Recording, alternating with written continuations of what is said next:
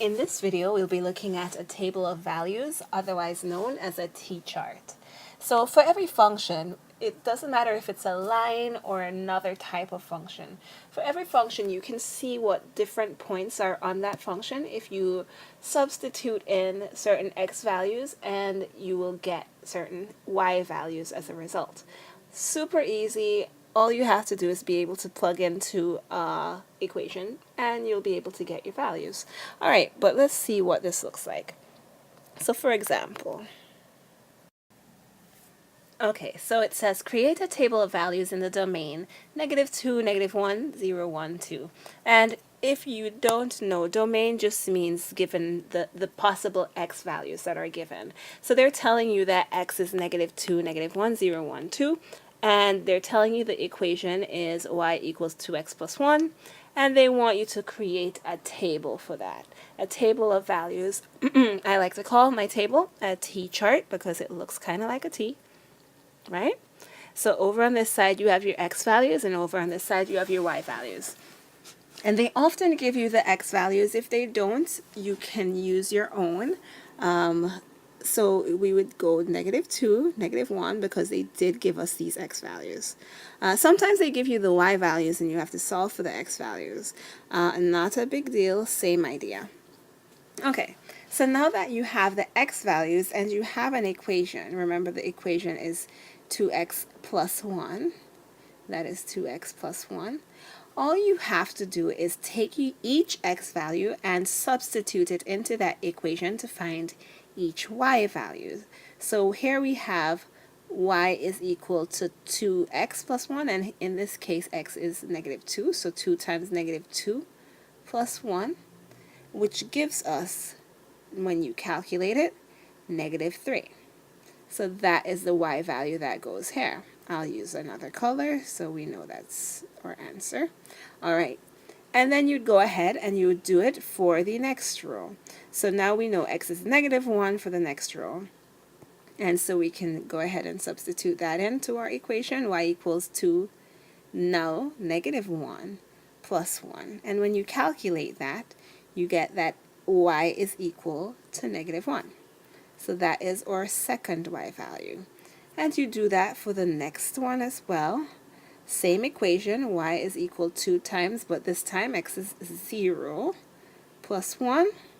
So then y will be equal to 1. And you just keep going until you've done every single one. 2 times 1 plus 1. That was supposed to be 1. This one is supposed to be 3. So we have 3 right here, and one more time for our last x value.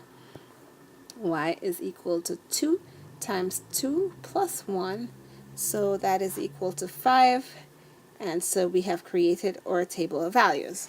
Alright, what do we do with this table of values? Well, this is just another way in order for us to graph this equation. So I'm going to make a teeny tiny graph because I don't have much space here. But I just want you to see what this looks like. So in blue, over here, our domain was -2, -1, 0, 1, 2. So that's all I really need on this particular coordinate plane. And my y values go down to -3, 1, 2, 3, -3, and up to 5, 1, 2, 3, 4, 5. This is the ugliest graph I've drawn in a while. Please forgive me. Alright, that's my x-axis, that's my y-axis. Okay, so our first point would be, I'll use a different color here. Our first point would be -2, -3. So those are actually coordinate points. So -2, -3 looks like that right here. Then our next point, I'll use another color. -1, -1. So we could plot that on our graph right here. And our next point would be 0, 1. So we would plot that right here. And the next point would be 1, 3. So we can put that up here. And I have a little multicolored thing happening here. It's very cool. And I'll use red again 2 comma 5, 2 comma 5, and now we have enough to make a line. And I don't have a ruler, so that's the best I could do here. And that's my line y equals 2x plus 1.